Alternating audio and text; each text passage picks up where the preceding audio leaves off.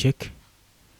Yes, tuba tusumuludde oli ku Yugi Update Civic Sinziro bango tuwuliriza yenna aliko koola munno koola abooluganda bako n'ab'emikwano mujje tuwayeemu gwe mukwano gwange ali eyo twongere ku nsonga ezigenda maaso n'okunyigiriza erife bannayuganda saako n'emikwano gyaffe okwetoolola amawanga abamu abanyigirizibwa nga bafa kasiisi nga tebaagala kwatula kigenda mu maaso mu ggwanga lyabwe ffe tetugenda kubeerawo batyo.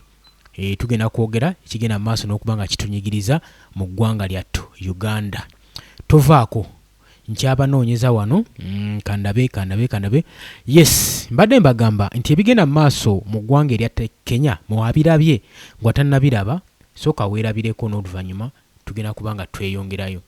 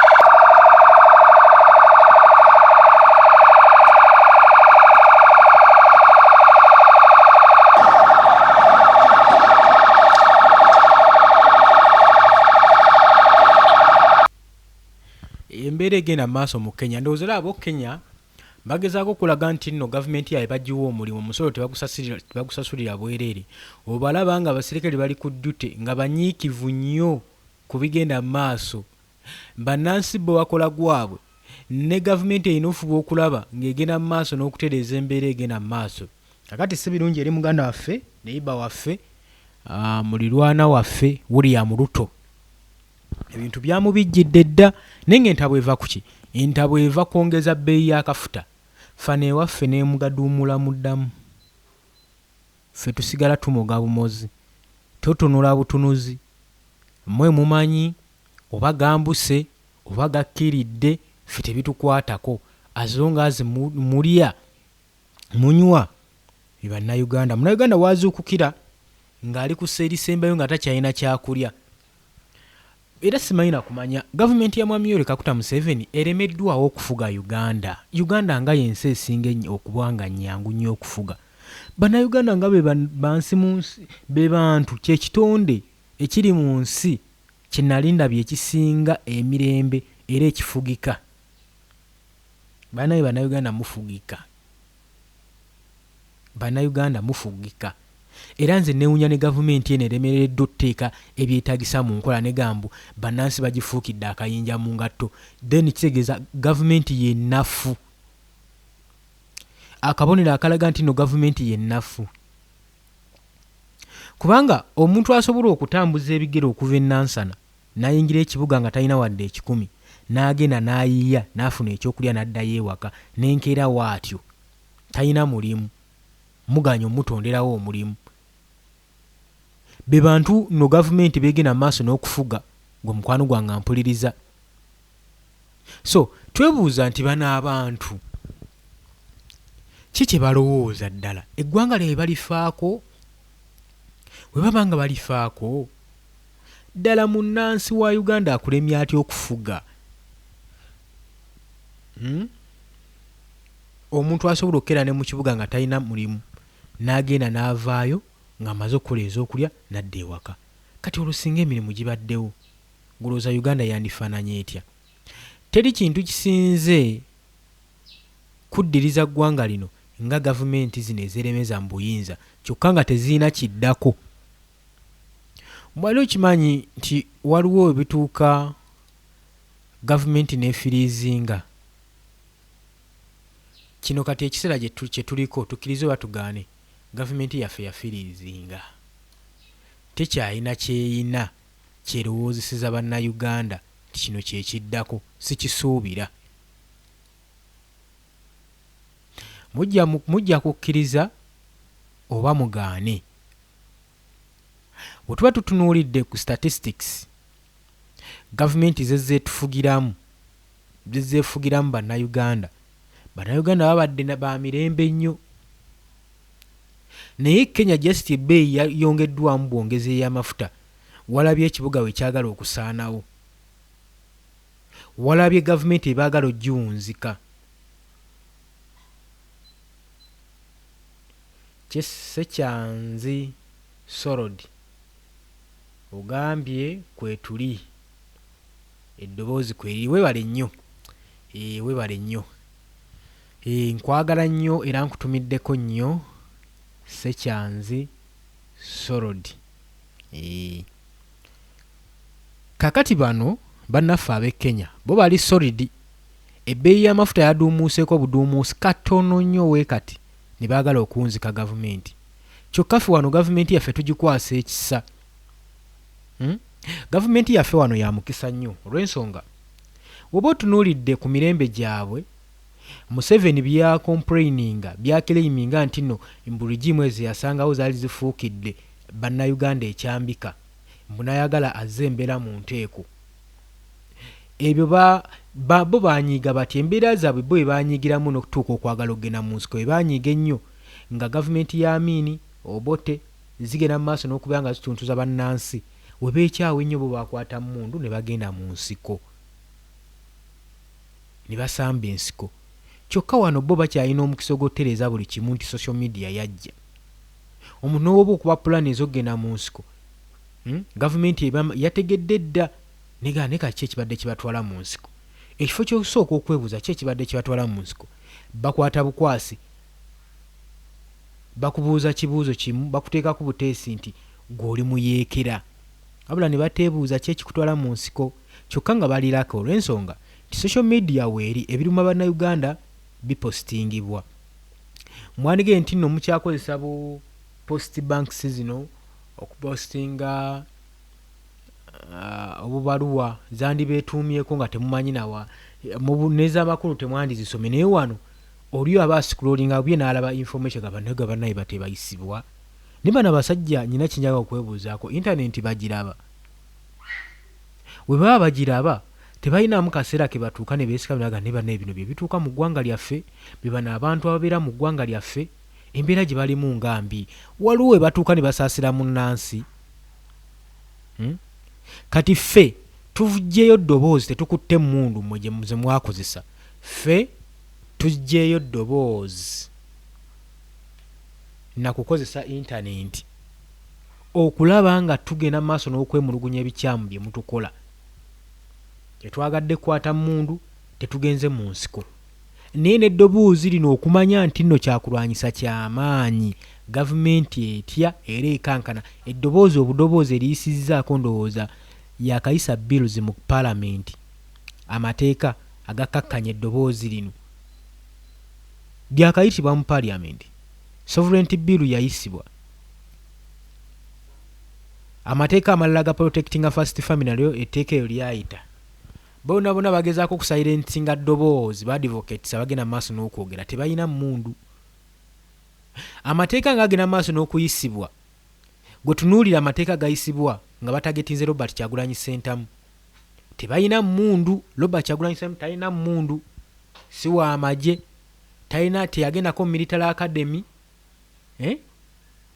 omusajja ono kaŋŋambe nti tayiggangako nti oba amanyi we bakasuka effumu nti oba bati omusajja ayinza obbakuba obusaale ayinza oleeta ab'ensaale nedda era naye babadde ku kitebe emakerera ekavule bafuutu soja zimbadde mu balaba tekuli n'omu abadde na mmundu tekuli n'omu abadde na kiso naye ng'abasajja abagenda mu maaso n'okweraliikirira bayingizaawo ttanka bayingizaawo buli kika kya mmundu naye ng'ate bagenda mu maaso n'okweraliikirira eri bannayuganda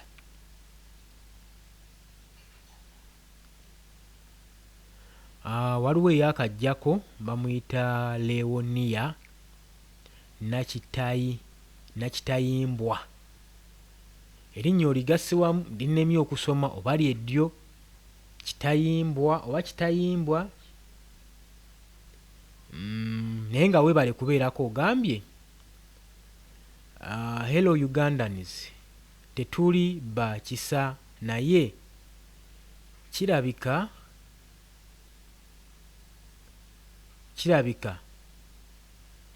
batuwunika tuli basiru ekitali ku Bannakenya. Tuli basiru ekitali ku Bannakenya. Kabwerenganyi Niko naye kooli ogambye balamusizzaako obuuziza what's going on. Onabuuza what's going on tamanyi nabigenda mu maaso mu ggwanga lye. Bannange oyo mumutegeeze ebigenda mu maaso mu ggwanga. Munnange ebigenda mu maaso mu ggwanga Bannayuganda mukyali bazibe. Ate obuuziza ekibuuzo kirungi kyekigenda mu maaso mu ggwanga. Bangi tebamanyi kigenda mu maaso mu ggwanga. Abantu bali mu buzibe bo balaba ebigenda mu maaso byebyo. Okitegeera bo balaba ensi etambula nnomo. Juzi ng'okulayira kunaatera okutuuka nga kulako ennaku nga 2 nasisinkanako omusajja eyaliko ambasada w'eggwanga lyali kanjukire Senegal. Senegal. Naye n'atugamba ne mubuuza ebibuuzo byange awo bitonotono ye kye yaŋŋamba naye nyina ekintu kye nneewuunya mu wammwe mu Uganda nti ki. Nambuuza ani yabakolonizinga ne mugamba British. Naga British ne yeewuunya nnyo n'agamba naye ennaku entono ze naakamala mu Uganda wano buli kimu kiri paralelo. Yagamba buli kimu kiri paralelo. Bwe bagamba kwata eno olina kwata eri. Yagamba nze neewuunya buli kimu kiri paralelo. Bwe bagamba nti mukwate eno mukwata eri, bwe bagamba nti mukole kino mukola kiri. Era nze neewuunya eggwanga eryabakolonizinga. Kati omanyi waaki abannansi abalala batulaba bwe batyo? Kituufu twakolonizinga British era bakolonialist baffe tebaali babi, kubanga Uganda already twalina n'organization ennungi wano mu Central Buganda nga tulina obwakabaka ng'obukulembeze bwaffe butambula bulungi nnyo era nga system etambula bulungi nnyo. Era ne bano bakolonialist we bajja tebaagikyusa, baatandikira awo. Ekyo kye njagala okugamba tetujja beekwasa. Niyo okuva ligimu ya Mwami Yoweri Kaguta Museveni we yajja n'atandika okuba nga awa Bannayuganda nti olw'okuba nti yalina omululu gw'obufuzi oba omululu gw'okutuula mu ntebe n'ayagala okweremeza mu buyinza, buli kintu kye yali akola yali akikolanga kweremeza mu buyinza. Kati mu kukola ekyo Bannayuganda yabawa bbeetu, yalinga alaga nti abawa bbeetu. Okitegeera yalinga agamba nti abawa bbeetu. N'atandika obbako ne batandika Bannayuganda okweyisa mu nneeyisa buli omu gy'ayagala. Oli waakolayo ekivve kimu ne batamuwa maaso nga mukitegeeza si kivve nnyo, tegeeza omuntu asobola n'okukola kino. Kati Bannayuganda weetu tewetuli.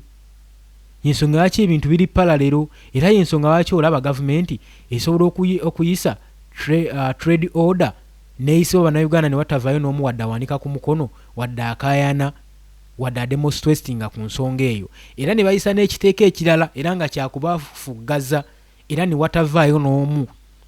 Olw'ensonga nti mmwe mwatandika okulaba buli kintu ekijja mu Uganda kibeera nnomo, ebikyamu n'ebituufu mu mubiraba bya bulijjo kubanga gavumenti yammwe yakibateekamu. Kati mubadde mulaba gavumenti erina ebintu byeyisa eri enguzi ekozesa bubi public funds naye nga biri nnomo wano mu Uganda. Olw'ensonga system Museveni ngeri gye yali yagizimbamu. So kino kyentegeeza Uganda okukyusa teweetaaga kukyusa mukulembeze. Uganda yeetaagira ddala okukyukira ddala okuva ku system yaayo yennyini kubanga bajja kugamba nti n'okyusa Uganda eno n'ogiza mu America n'ogiya n'ogiza mu Uganda Uganda efuuka America ate America neefuuka Uganda. Akankuwa ekirala ekyokulabirako, noddira omukulembeze wa America n'avaako n'oteekako embwa neba nga yeefuga, era America egenda mu maaso. Wano mu Uganda newe tuteekako abakulembeze 5 nkubulira tusigala tuziŋŋamye.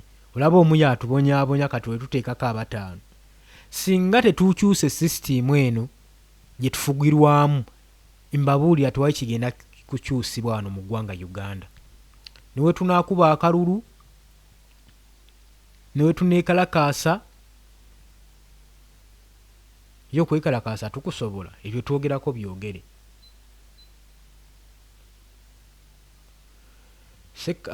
Sekyanzi ogambye ekiseera kyonna tujja kwenunula. Musoke Faizo ogambye nze Josh Yisaabirye Kitalo District Amabaati yagazzaayo oba yagatwala Ugandans. Omukyala oyo akolerera bantu abadde panga mu pangoze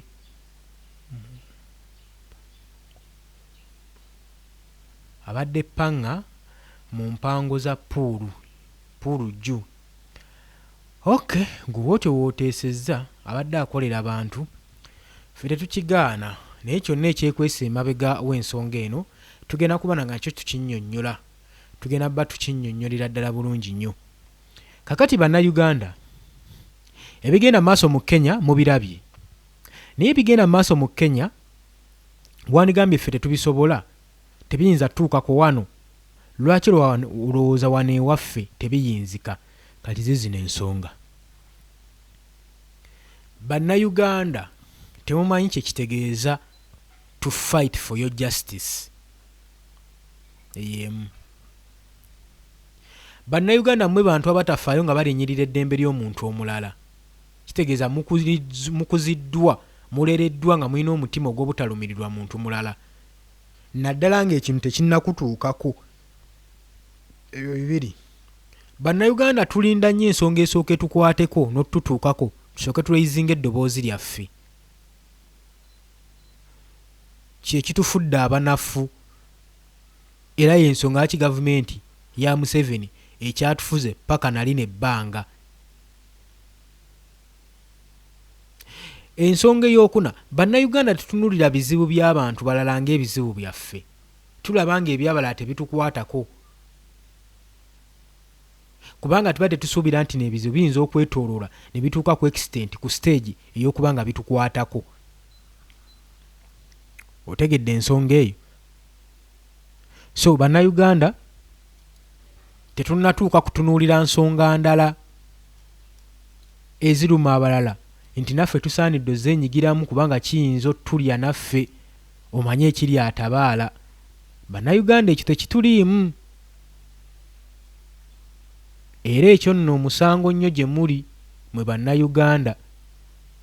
Otunuulira abasajja bano engeri gye bakolamu emirimu gyabwe, bannange tukkirize batugaane, abasajja bakolera wamu, bakola bukuyege. Tukkirize abasajja bakola butassamuka. Soko batunuulire, soko tunuulire enkola y'emirimu gyabwe. Era abasazeewo kulumba balumbalumba. Yeno ensonga gye tugenda okukwata, bo bazuuka buzuukusi ku makya bagamba yeno ensonga gye tugenda okukwatako yeno etulumya, yeno etubonyaabonya, ne bagamba aya basi kati ekyo kye tugenda okukwatako. Ne basooka bawa gavumenti emirimu nayo nekkiriza, bagisindikiriza ku levu ekugamba nga balinga abasindikira akabonero nti temulina maanyi, temulina buyinza, obuyinza buli muffe abantu. Ekyo kyatulemerawa. Sooka bwetegereze abanye wentuteekateeka wano.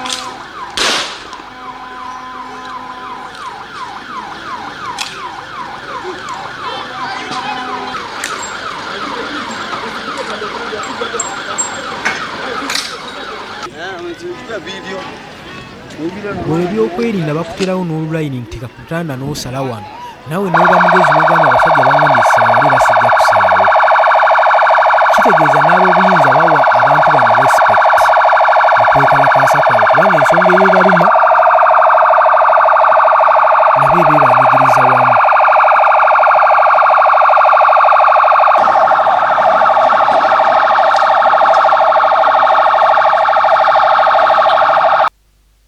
Ate mumanyi e Kenya waaki kiriwo ekityo nti abasirikale oba abyokwerinda bawa ba civilian respect, nti ensonga ebeeruma ba civilian nabe banyigirizaamu ebalumira wamu. Mumanyi lwaki? E Kenya tewali nnyongozi ng'eri mu Uganda era woosanga koopu nga mwavu abamwavu. Kati ensonga emunyigiriza akimanyi bumanya nti naye emunyiga era kintu kye baba baagala okukyusa naye aba akimanyi akyukiramu. So they respect each other. Babeera ku jjute yeesi bakola emirimu gyabwe naye nga bakimanyi nti naye n'ensonga singa tugireka n'egenda mu maaso. Kati wano nze bwe ngenda mu maaso n'okubuuza abajaasi baffe bakuuma ddembe abagenda mu maaso kuba n'okwenyigira mu byokwerinda by'eggwanga muli bulungi nnyo. Ekyo kye mufuna kibamala. Ekyo kyofuna kwegamba kikuteeka ku level okubanga osobola okuyisa mu nnansi mu ngeri bw'etyo. Naye abasajja bo bajja tebafaayo, emitima baagitunda dda, emyoyo baagitundayo dda, balwanirira ggwanga lyabwe. Ffe tuli eno twebase musirise. Nabagamba nti ne guno omulembe gwe mulimu bajjajjammwe singa tebaakola bukubirire kubeera nga bagulwanirira temwandirabiseeko era temwandigubaddemu. Buli ky'olimu waliwo yakisookamu era n'akikuteekerateekera. Kati gwe oteekedde otya emigigi emito egiddako? Leka kubuuza mbw ate ndibeerawo. Ekibuuzo kyange, bw'osimba omuti togunonooza ddi bw'ogenda kugulyako, naye tunuulira oyo agenda okugulyako mu maaso eyo. Byebyo ebitulemesa nno mu Uganda. Tuyinamu endowooza eyo, mentality eyo tugiyina mu buli kimu, mu mirimu, buli kye tukola. Ffe buli kye tukola n'obeera ng'oli ku mulimu gwo nga customers ze abasinga keya mwina ntono ku customer nkukwa kyakulabirako olw'ensonga nti toyinaamu kirowooza nti nno customer nkoze ntya okubanga alina okungulako ebintu bino omulundi ogusukka ogumu. Ekyo tokirowoozaako. Kyofaayo gwe mulundi ogwo gwazze abula ekiyimirizaawo edduuka lye ekyo kyo tokibaze, obaze kiyimirizaawo olunaku lwo olwaleero. Naye bannange papapa rapa feya webale kubeerako. Mutuuka ne mukola emirimu, wetunula emirimu gyonna egikolebwa mu Uganda, factories, material gwe tuyina, tebakola nga bakola kintu kigenda kulastinga nkya. Bakola kintu kya kaseera buseera. Ebintu bakola bya kaseera buseera.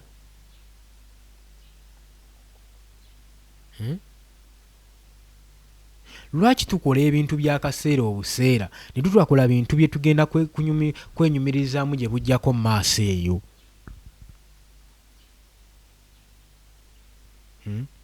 Buli kintu kye tukola wano mu Uganda tukikola n'obugayaavu obw'ekitalo.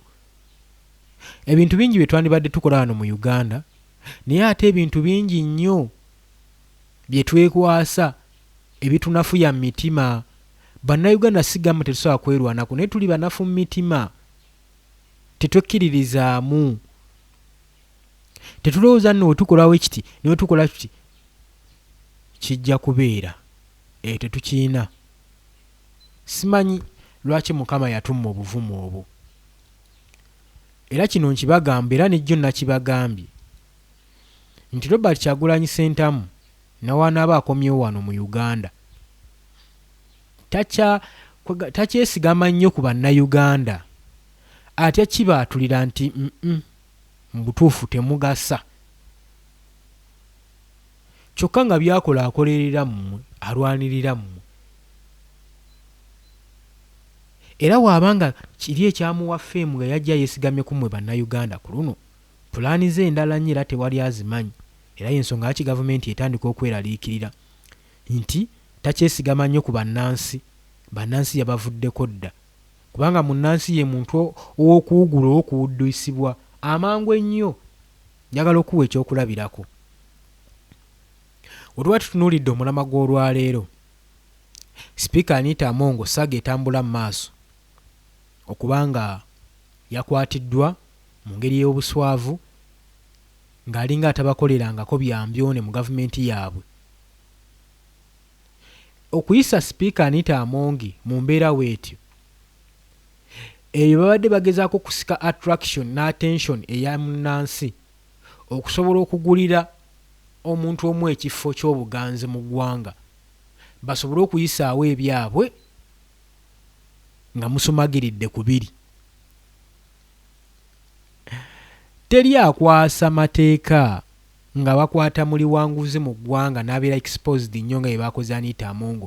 Anita Among bamutadde nnyo mu kamera nga bakakase nga kye baagala kwe kukakasa eggwanga nti mulaba tumukutte, omusajja amukutte ani amukutte, buli omu aveeyo nga asowolayo omutwe nga yeebuuza ani amukutte bannange nti Muhoozi Kainerugaba Chief of Defence Force nanti munnange kati yali mu bikola okakasa ebyamulemye emyaka giri gyonna okuva mu myaka ana kati abikola kati nti ye bwe bamalirizawo tebeebuuza kigendererwa kyolowooza nti ye waffe ekigendererwa kusika attraction gye muli agula buganzi anoonya sympathy nti oba omusajja ono singa tumuleeta ayinza okutulwanirisirira ebintu ebimu ayinza obbikoonako ebintu ebimu ayinza obbikwatako. Eyo kyebagezaako okwatula ensonga waaki Anita Among yayisiddwa mu ngeri weeti kubanga nze njagala nkutegeeze tewaliwo kibadde kyanyamiriza mu gavumenti ya Museveni Anita Among kyabadde nakyo buli kimu babadde bakimanyi okutandikira ku mmotoka kubanga abadde tazikweka na zikweka lwakuba nti abadde mubbi muto mu bimu kubanga gweweebuuze olowooza musiru nnyo ekimala okweexposinga ebyobugagga byo waatyo. Ekyo nakyo kyakulabirako kirungi mu kirabe. Mu mateeka nkugambye nga bakwata obumenyi bw'enguzi teri akwasa mateeka n'aleeta kamera ebizibiti byonna ne bijja mu kamera nti kati tusanzeyo kino ono kati tusanzeyo na kino ate biri tugenda enkya tugenda waagu tugenda eri sides eri aba kamera ne basookayo nga wali obirabyewa. Ebyo byonna bibadde bigezaako kuzitoya kintu kye baluka mutegeere gwe bakutte abadde azitowa kyenkana ki nti n'oyo gw'osuubira teyeeyibala bajja mukwata naye olugambo olugenda maaso n'okuyitiŋŋana nti Anita Among ye ekyamukwasizza bwe yadde atandise okutunula mu sowaani ya boosi we ya mukama we ate nga n'akasente atandise okukagaba mbu akasente Yoweri Museveni tumuhabulwa kabadde agabira bannayuganda okubagulirira Anita Among naye abadde atandise okukikola kati batandika okununula nga waliwo ekitagenda waliwo ekitagatta ate nga baagala oyisaawo omutabani. Ensonga ezo ziraba baagala oyisaawo omutabani batunuulidde Anita Among abazitoyeeko tebakyasobola mugoba baagadde omwambula ku bwa speakership agambye kale it's okay tabanyeze agamba agenda kwesimbawo nga independent ate w'amaanyi bamutya paka akabaati we kaabukkusa ak'emmotoka awo baalabiddewo penetration y'amaanyi nga bagenda kupenetratinga bayingire mu buli kimu okusobola nga babiitinga Anita Among. Okumanya n'ekigendererwa kyabwe tekibadde tekinnabaawo nnyo. Olaba omusajja ono bwagenze maaso n'okuba nga bakwata Anita Among bwe tubadde tusuubira nti bebaleeta ku bwa speakership si bwe baleese ddala abasajja baabwe abali mu magye kitegeera abali mu magye kikulaga ki waliwo transformation ebigenda mu maaso mu mukulembeze. Kati Muhoozi kamaze okukola ekintu nga kino agenda kuvayo yesobola yagambe kati ngenda kulwanyisa Bagundi. Abagundi mmwe muddako, gwogenda biraba, Abagundi mmwe muddako, bano mbamaze. Ninga baliwo abamaze okwata omuntu omutegeeza nti nolwanyisiza obuli bw'enguzi. Obuli bw'enguzi bulwanyise ng'oli transparent ate nga tolinaako kyekubira. Bwetuba nga tulwanyisa buli bwanguzi, buli gavumenti officer yandibadde atuwa accountability ku nnyingiza ye, ku nfulumya ye ne ku development ye. Naye Bannayuganda babitunuulira ne basirika busirisi. Munnayuganda ye muntu amanyi ekintu nti kiwe ekiri kimunyiga n'agamba waayi kasita ekitutte bulamu n'agenda mu maaso kasita alina ekyokulya.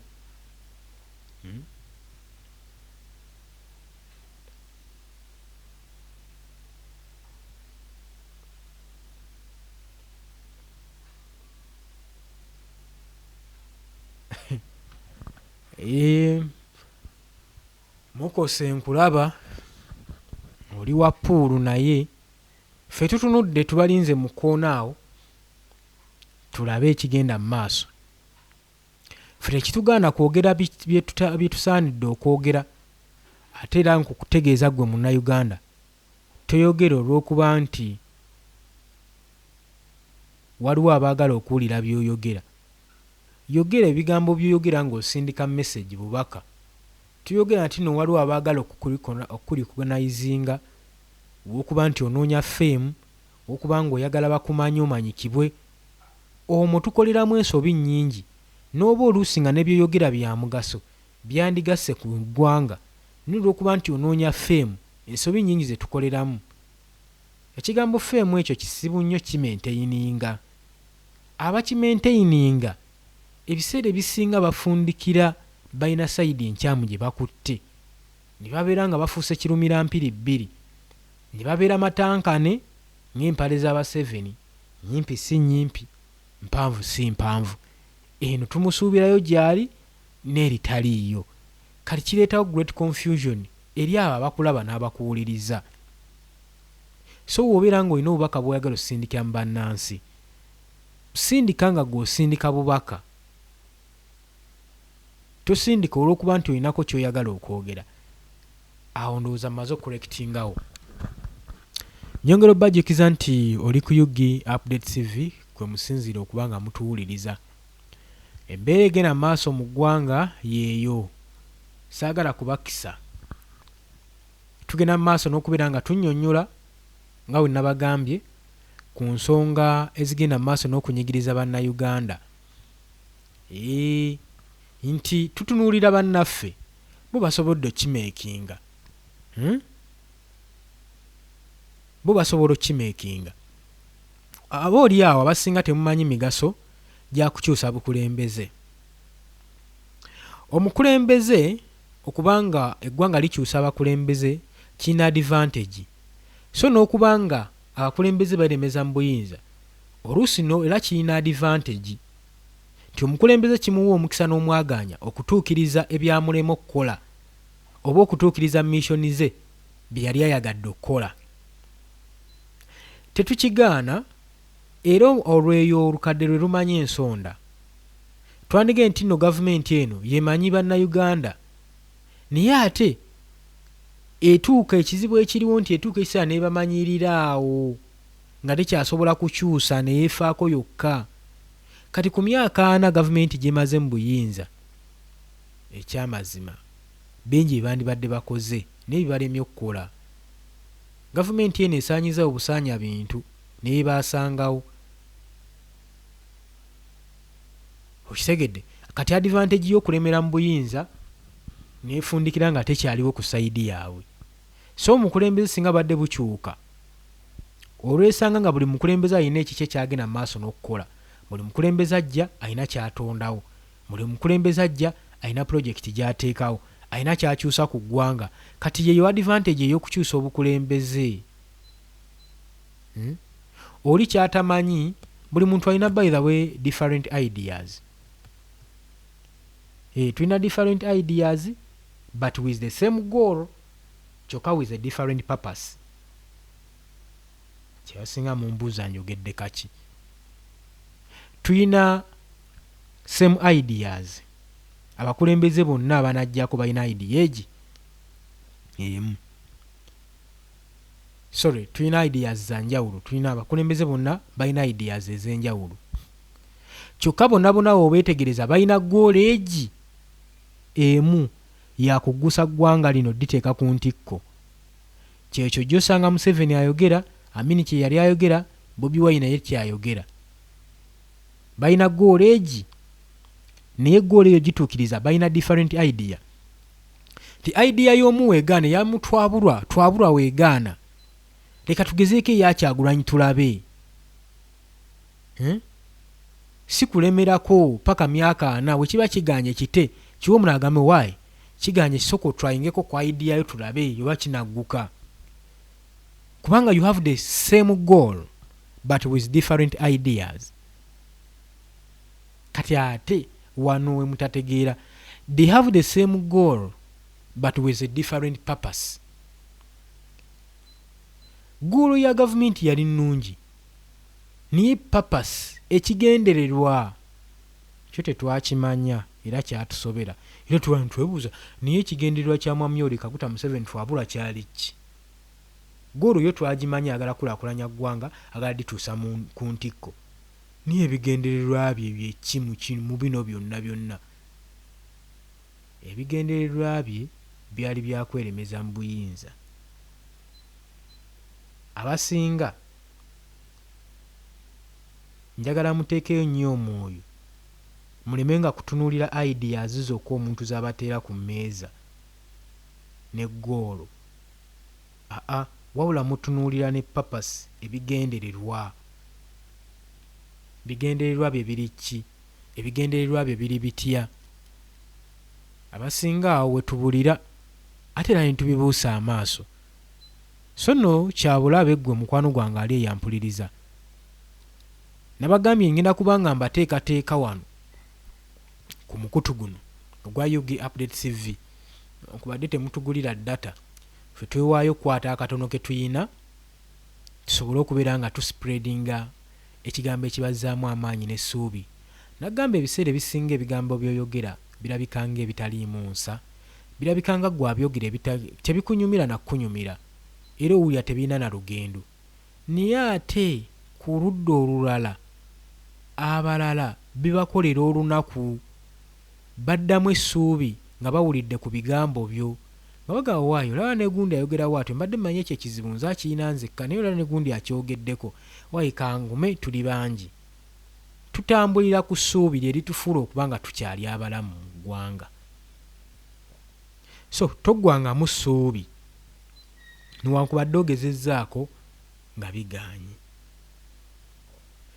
Failure is the foundation of success. Omuntu akugezezzaako n'agwa, enjawulo gy'ayina ku oyo atannagezaako nti ye tagenda tandikira ku zero, ye abaako ne waatandikira, kubanga ewamulema wali aba amanyiiwo, naye ate ono omulala atatandikangako aba atandikira ku zero. So muleme kwemalangamu maanyi. Okitegedde ekintu ekyo? Nabagamba omukutu guno gwammwe osobola okujja n'olangirako kyonna ky'oyagala mu comment section, ne mwekulaakulanya kubanga omukutu guno mwe muguzimbye.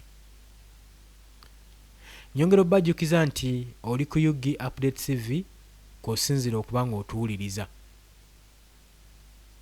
Ebigambo ebyo by'owulira mu balala nga boogera, naawe bye bigambo ebyo osobola obyogera ne bibaako change ebikyusa mu Uganda ku kyonna kyonna ky'okola okukyusa eggwanga. Abali mu diaspora nyongedde obbatumirako, mwebale kwekuumira ku Yugi Update TV, mukola ky'amaanyi nnyo. Mba ntegeeza mmwe abali emitala w'amayanja, tuli live ku Yugi Update TV, twagambye buli wiiki at least tujja funangamu ennaku kasita tunaabeeranga n'obudde tubayiteeyitemuko twogere ku nsonga kuba abasinga muba temulina budde oluusi vidiyo temuziraze tuteekayo kasita otunulako n'olaba eddakiika nga nnyingi ega eyeyeyeyeyeyeye kale nno bwe buzibu bw'abafirika bw'abaddugavu omuddugavu ng'oyagala omukuumire mu butamanya muwe obubaka ng'obuyisa mu documentary ye kasita abasinga mujja ne mutunulako dakiika mmeka ng'oscrollinga so n'otamanya nti nno eddakiika gye zikomye okubeera nga nnyingi n'okumanyako gye kugenda okubeera nga kusokkulumizibwa ekyo abasinga temukimanyi so yensonga lwaki tujja kufunangayo akaseera akakukola live nga zino kubanga abasinga vidiyo muziyitako buyisi temuziwa maanyi kasita otunuulira sambuneiro nga tetiisa tekanga n'omutwe nga si buli kye tutedde ku mutwe nti nno kyekigenda mu maaso oba kyekiri munda ekyo musaanidde okuba nga mukimanya munda mwekususeemu mulimu ebyekusufu bingi ebinnonogo bingi by'otamanyi ebiseera ebisinga omutwe ogwo kubanga kusoma bayibuli oba kuruhani nti ogera n'okwata ku ruhani oba bayibuli nga buli vaasi nga buli ssuula wagisoma ogimanyi n'otuuka mu kyaki n'ogamba pasita n'akusomera vaasi oba olunyiriri n'oga nalusoma dda ndumanyi tekitegeeza nti byagenda okubuulirawo oba obimanyi omanyi lunyiriri naye tomanyi ku budde omukama kye yamubukkulidde kyagenda kwogerako so mulekerawo okwegeziwaza mu bintu ebimu timubimanyi eyo message egende ab'olugezigezi anti guno omutwe nyina we nagusomyeko wali eri gundi yagutaddeyo dda ng'oscrollinga n'omissinga obubaka obuyitirivu obuli mu message eyo olw'okuba omutwe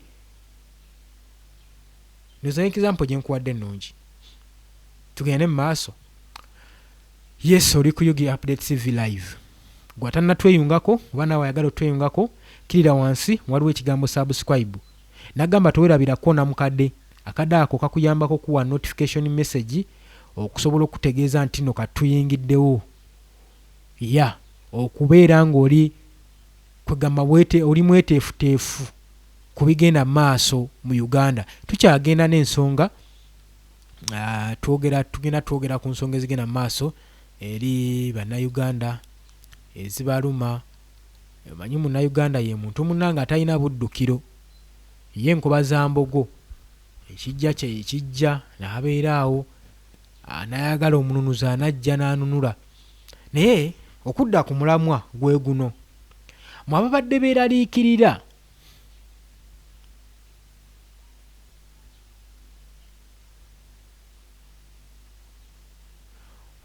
guni mukose Faizo ogambye etya ogamba nti nga mututamye solution muziina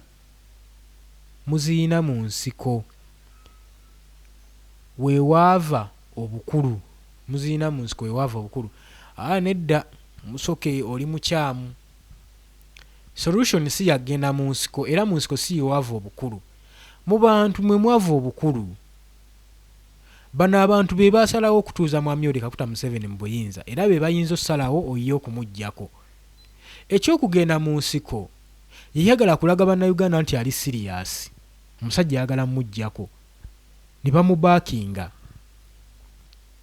omanyi ng'onookyusa ekintu wateekeddwawo okubeerawo crazy thing gy'oteekeddwa okukola oteekeddwa okubaawo ekintu eky'obulalu ky'osaanidde okukola okusobola okulicognizingibwa bonna nga baganya oyingira ensiko ye avaayo n'akola ekintu kye balaba ekyayita ekisoboka naganze ndyesozze kale bagamba oyo omusajja eyakajja yeesozze ensiko yaffe naffe twesogge oba okitegedde ekintu ekyo so bannansi be basalawo oveeko oba osigaleko so si kukwata mundu genda mu nsiko that's why nti neraffe tetukiwagira tetwagala kuyiwa musaayi gwa bannansi kubanga abamagye baganda baffe aba UPDF SFC bonna baganda baffe tetwagala batokomokerewomu olw'okuba nti twagala okukyusa obuyinza nedda twagala okukyusa obuyinza obw'emirembe okukyusa obuyinza eggwanga lyaffe lisigale nga liri stable nga tukyayitibwa the Pearl of Africa.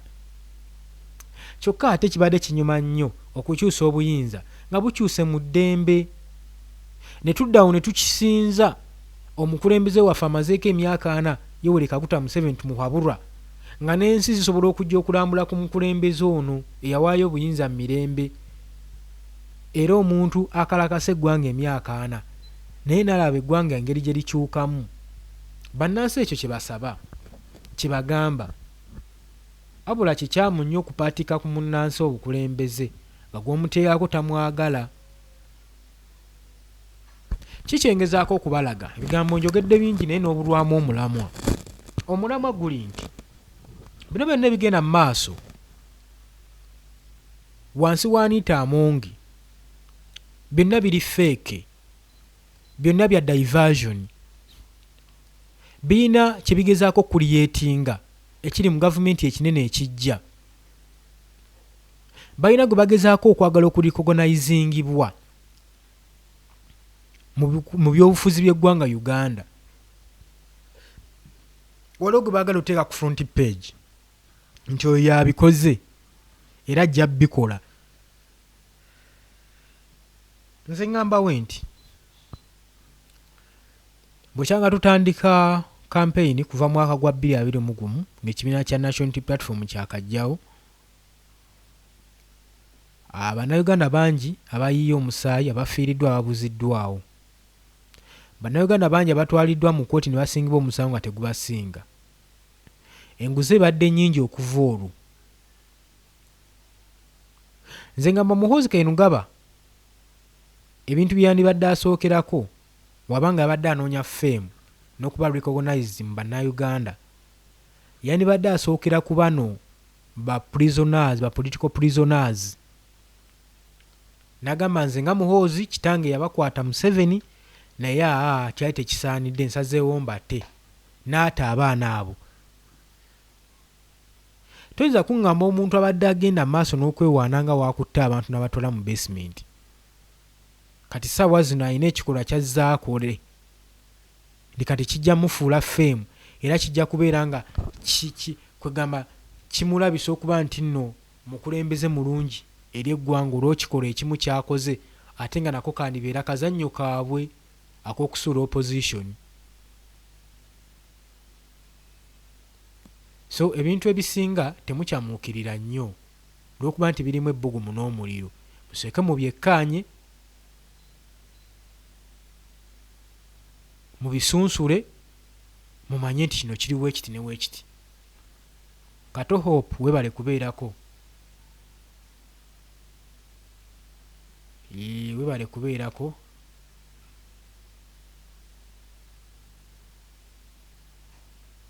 Ogambye revolution is coming. No pool, no patriotic league Uganda. We need democracy and our victory. Bakuwulidde nabalekedde eyo mugira muteesezaako eyo. Kaakati ekintu kino buli omu akiraba bubwe era bangi batandise n'okugamba bano abagenda mu maaso n'okubeera nga teboogera ku nsonga za Anita Amongi nti abadde mubbi bakyamu. Yasoose ababbi abalala tebaliiyo, abaama batebe bakwata ekyere nga bo bakyebase, bakyalya butaala basambira amabega nga jjanzi, bo baali babanoonyerezaako. Tunuulira ebyobugagga bya Uganda byonna, mineral resources zonna ze tubadde tufuna zirimu baani? Si first family ye zirimu, baali banoonyerezeddwako. Tumanyi percentage egenda mu treasury ya Uganda buli we basima. Golodi ali Kasanda Mubende eyo Kasanda aganyuddwa atya? Bannayuganda bamuganyuddwamu batya? Byonna gavumenti first family si yegenda maaso n'obyenyumirizaamu. Kati so n'olw'ensonga eyo ebintu ebimu twagala tubitunuulire nga tuli bagezigezi, tuleme kutunula butunuzi bwe tutyo nga tulowooza nti ekintu bwe tukiraba engeri gye bakiteereddemu ku ssowaani bwekiti weekiri nedda. Nagambye dda nti oli ku Yugi Update TV k'osinzira obba ng'otuwuliriza. Waliwo be mbadde nsuubira wano okubeerako naye nga sibalabako, simanyi. Uganda 1 Red Zone TV temuliiko, simanyi muli luddawa. Badde mbasuubira okuteerayo bannayuganda endowooza zammwe ku nsonga zino, kubanga gy'emikutu egimu gye twaluŋŋamya okubeera nga giweereza information ogituusa ku bannayuganda. Ensonga nga tukyagirumizza kannabwala, tukyagamba nti gwe munnayuganda weebeereremu, be vigilant for any occurrence eva mu gavumenti, otherwise ogenda kutomera n'obuzannyo obugenda mu maaso. Weenyigire mu bikolwa ebijjuna ensi yo, ate olwanirire ne justice. Muyige okutunuulira ebizibu by'abantu abalala ng'ebizibu byammwe, olwo mugenda osobola okulwanira justice. Naye omutatandike kutunuulira bizibu by'abantu abalala nga bizibu byammwe, bakyabafuga, kubanga bano ababafuga tebatunuulira ku gwe omuntu waba agenda okukola omuntu ekintu. Kankubuulireko kino ky'otamanyi, tasooka kutunuulira oyo gw'agenda kikola. Asooka n'atunuulira abamwetoolodde ngeri ki gye bagenda okuliyakitingamu. Okitegeera? Kati gavumenti ebakola eyisa bubi bannayuganda olw'ensonga olwa reactions ababeetooloddewo engeri gye baliyakitingamu muli dormant nnyo. Nkugambye nkikuddiramu, omuntu akola ekintu, omuntu agenda okukola omuntu ekintu, tasooka kutunuulira oyo gw'agenda kukikola, asooka kutunuulira abamwetoolodde reaction ki gye bagenda okukola. Wabatunuulirira nga tebalina reaction gye basobola kukola, kubanga luli yakola ki tebaali yakitinga, luli ne yakola ne kino tewaaliwo kyaliwo, ng'agenda mu maaso n'ekyo ng'akituukiriza. Okitegedde ekintu ekyo? Nabagamba choice zammwe ebiseera ebisinga ze zibaleetera obuzibu.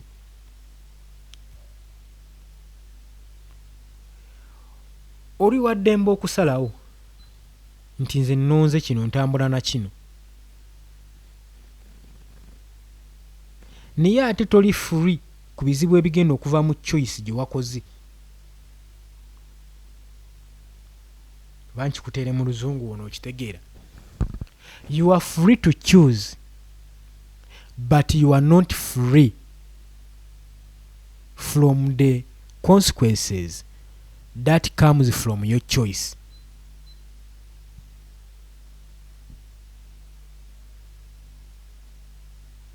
Kyola wasinga mga maaso ne mutunula ne mukaaba ne tubatunuulira nga gwe yayogera kiri luli ne kizza backfire nga tokyalinawo solution. Kyola ebiseera ebisinga tubatunuulira butunuulizi ffe ne tugenda mu maaso n'okwewolereza eggwanga nga tubaze okusa, nga tubagamba bannange mukole kino, bannaffe mukole wee muti, musobola okukola wee muti, ne mukola ne wee muti. Kino ensonga tuba tugirinnyeeko. Bwe tukola wee tuti bannange tusobola n'okukola wee tuti. Okitegeera? Kati nze okujja wano okubaweereza situnuulira ku bantu bameka abaliko, mwe mumanyi, naye ntunuulira abo abali capable enough okusitula eddoboozi lino lyongerayo,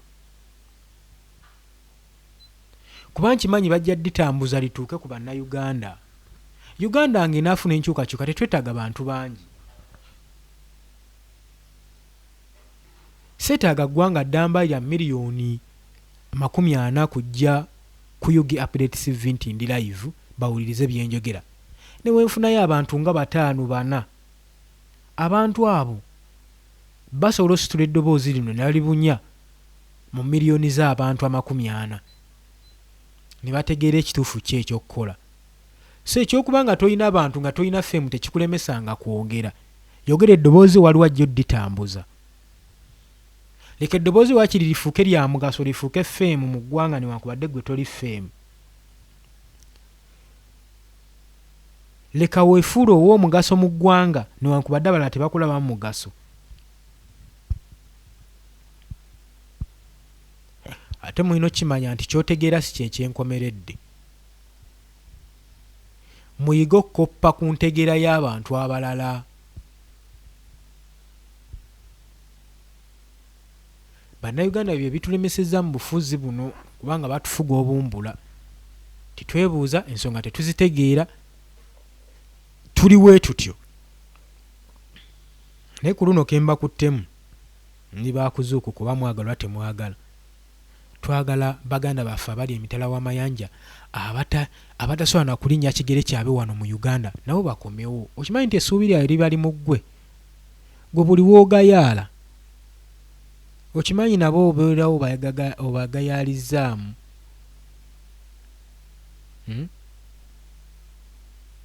Ekintu nno ekyo kikyamu nnyo gye nkomyezza. Kuba buli weemalamu amaanyi n'oli munno obaako gw'omalamu amaanyi. Abamu abantu bagenda mu maaso n'okukola ebintu nga basinziirira ku gundi.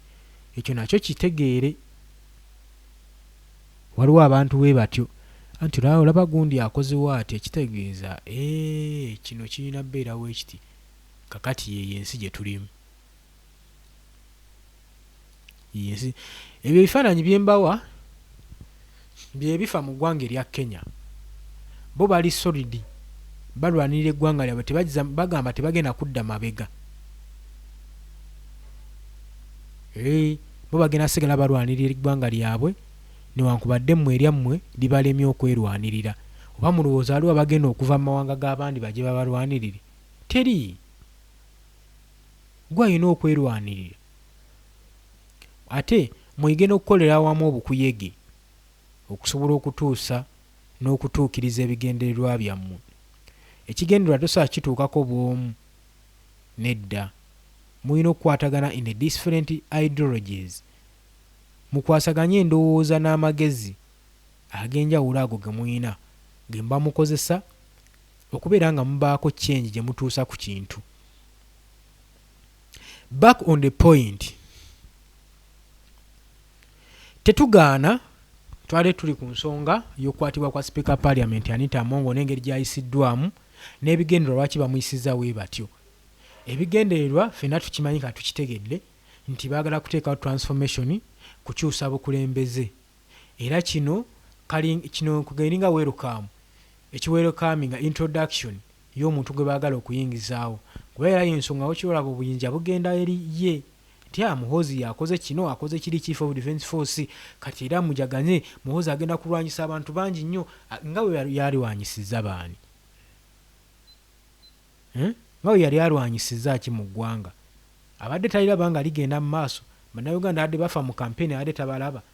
Awo si yali alina okutandikira olowooza okubeera famous, okubeera recognized. Naffe twandibadde n'essuubi nti kale obukulembeze buganye okyuka kasita mutabani w'omukulembeze ye ate talinga kitaawe. Nti ye asobola n'okuboggulirako kitaamu taata biki by'okola. Ekyo tekirabangako. Bannayuganda ekyo ekisinga obbamalamu amaanyi. Abo bonna bola abawagira ekibiina kya National Platform Pool amaanyi bagataddeyo olw'ensonga nti essuubi lyababula eri taata n'omwana. Nti taata ye kale waate we yakula kubanga akakyama amamera n'okagolola kamenyi kabumenyisi bibye ne bakyesonyiwa ne bagana naye ate omwana ye yandibadde atiisa avaayo n'agamba taata kino kyokoze kikyamu. Abaana abo boosibidde eruzira emyaka 10 bate. Abaana bate bagende balabirira famire zaabwe. Bate bagende banoonya obulamu. Kati mubalebalemu population eri mu makomera ey'abasibe emyaka gyabwe. Olabe banaabateera, olabe n'ekonomi w'eggwanga weenaabeera. Nze Uganda wonna akasooka okulaba gavumenti etafa ku ekonomi yaayo ng'efa kimu kwenywereza mu buyinza. Bafuze batya, babaddewo batya. Uganda yaffe. Bo ekintu kimu kye bamanyi, bo kasita obanywereza mu buyinza. Ebisigadde mu mumanyi. Oba ekonomi ekka wansi, oba eri down etya, kyolaba basobola n'okuyisa orders ebitaliyo mbu trade orders.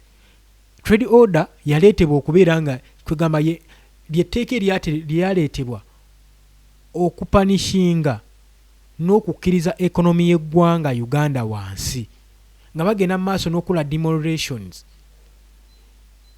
nga basengula bizinesi z'abantu ezisasula omusolo ezandibadde zongera ku ssako y'eggwanga.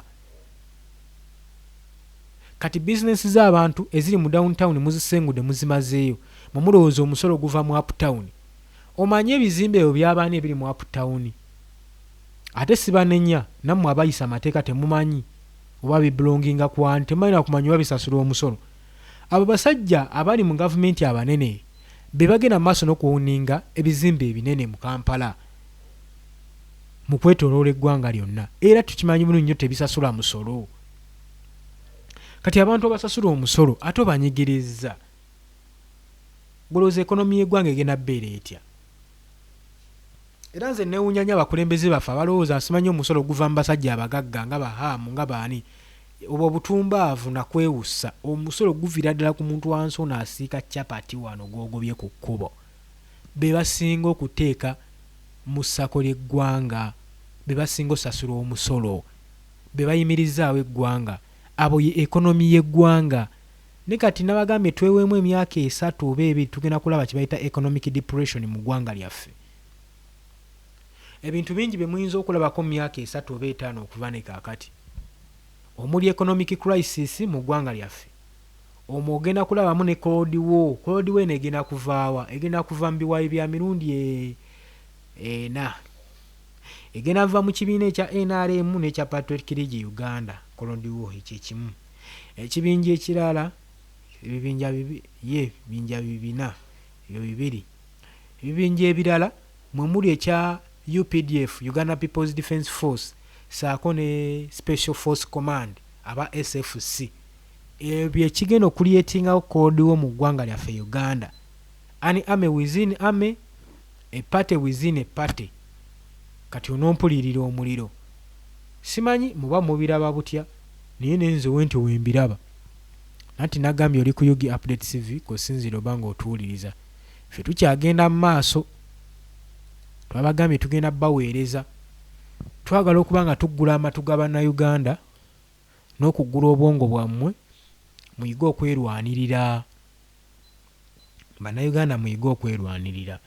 Teri muntu agenda kuva wabbali kubalwanirira. Okitegedde ekintu ekyo. Nabagambye mmwe abambuuza lwaki sibeerako live mu maaso ga kamera, sigaana kweraga mu kamera naye tetubiyina munnange, tetulina equipment system tewera. Era gwe muzira kisaayinza tuyamba ne tufuna equipment ennungi, system ennungi, tujja kuba tetulina na buzibu na kuweereza. Kuba nange njagala okuweereza nga bannayuganda bempeereza bandabako. Naye tukyalinamu obuntu bwa financially we are not stable. Anti ebiseera byonna byonna tubeera tubasakira bye tugenda baweereza bibazimba myoyo. Kati ensonga z'okukola ye ate tunaakolerawa nga batusenda buli wamu. Wakyaliyo omuntu eyenyumiriza mu kukola katukolerera gavumenti. Kyokka gavumenti yaffe njoozi yatuwa omwagaanya ogw'okukola era mwebale. Naye ate bwe tumala okukola nga tuzibatwalira nga bazinona. Kati ndowooza balabye bwe tubawa butono ne basalawo batusengule mu ggwanga tetukyakirizibwa na kukola. So munnayuganda ogenda kubeera ng'ojogebwa paka wonoovaayo n'oyimirira ku bigere ebyo n'ogamba bannange ekimala kimala nze leero wano sivaawo. Kati ate mulinde etteeka lirinaaza okusibwa. Etteeka ery'okubasengula mu mayumba gammwe ge musulamu. Bakubuzeeko emirembe ewaka ne mu kibira. Gy'okolera baggobyeyo ne gy'osula baagala kugobayo. Byatandise dda yeyo Uganda. Nene twebuuza bayisa amateeka gano oba balowooza batya? Bali batutteko ku mmeeza awo ne balowooza ki ekiyinza okuddirira ku bannansi? Ki ekiyinza okuddirira singa eggwanga ligenda mu maaso n'okubeera nga linyigirizibwa? Be batakimanyi nti wonyigiriza ennyindo ennyo gireeta omusaayi?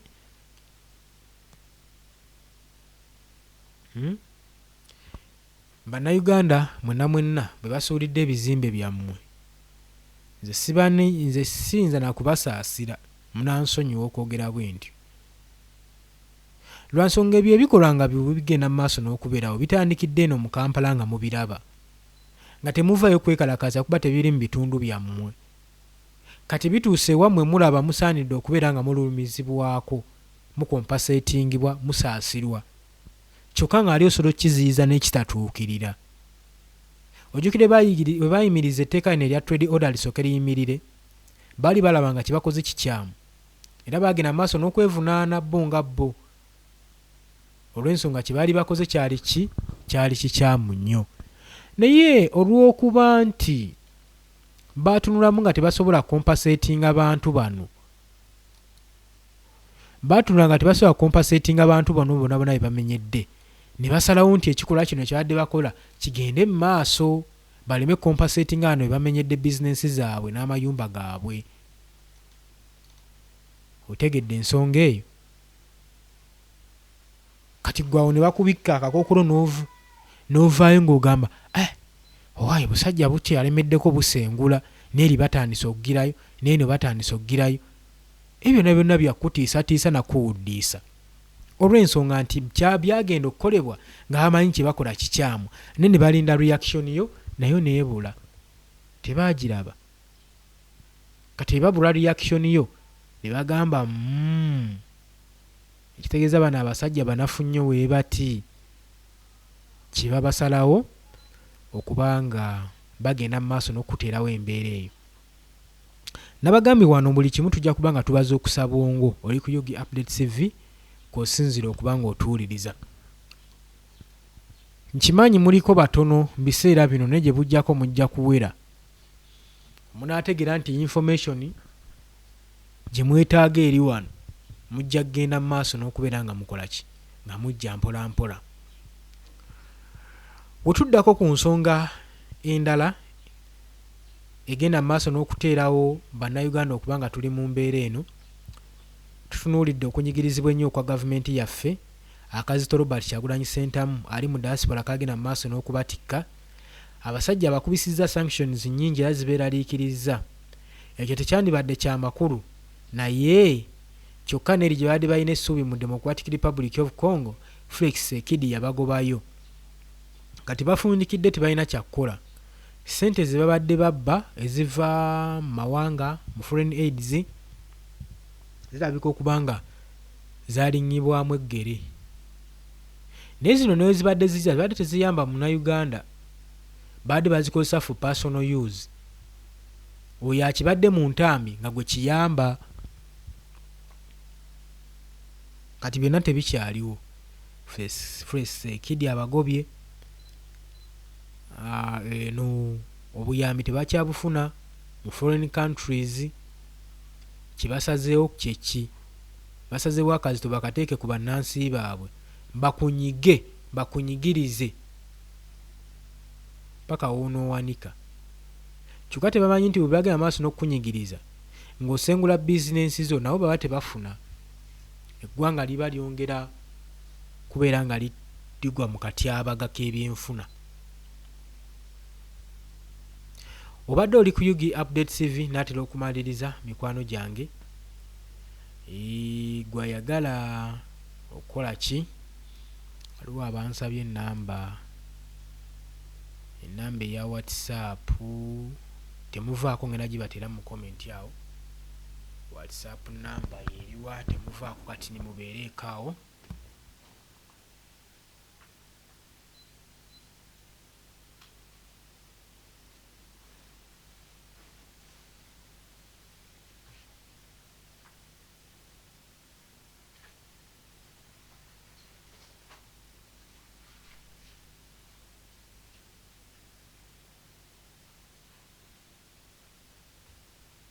kubatera ku WhatsApp namba kwe munaayitanga nga musindika obubaka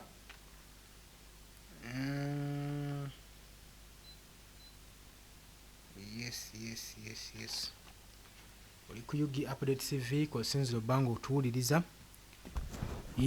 eno WhatsApp yammwe ab'omukutu guno ogwa Yogi Update TV kwe mujjanga okuyita nga musindika obubaka wammwe oba oyagala kusindikayo buyambi oba oyagala tusindikirayo ka data era ye namba yemu gy'ojja okukozesa ffe tetugigaana. Yes.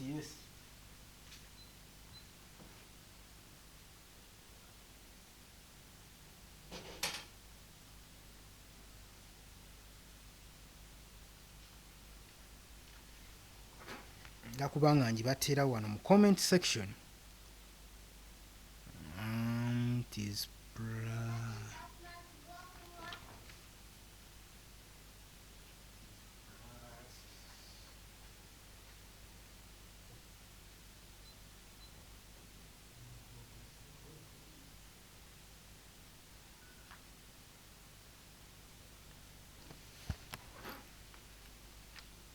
yes, tukomyewo nate kansubire nti mikwano gyange kwe muli.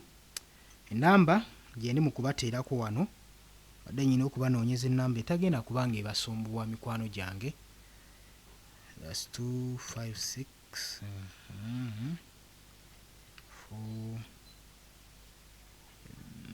4 5 4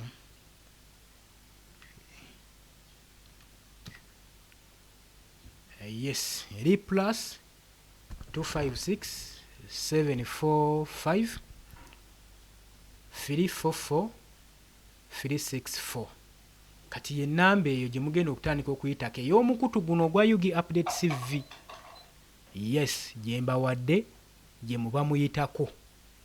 Enamba eyo gw'ayagala okuba okusindika obubaka, gw'ayagala okutubuuzaako okubaako n'ekiweebuuzaako, yitako eyo enamba eya WhatsApp. Ojja kubanga osobola bulungi nnyo okutufuna.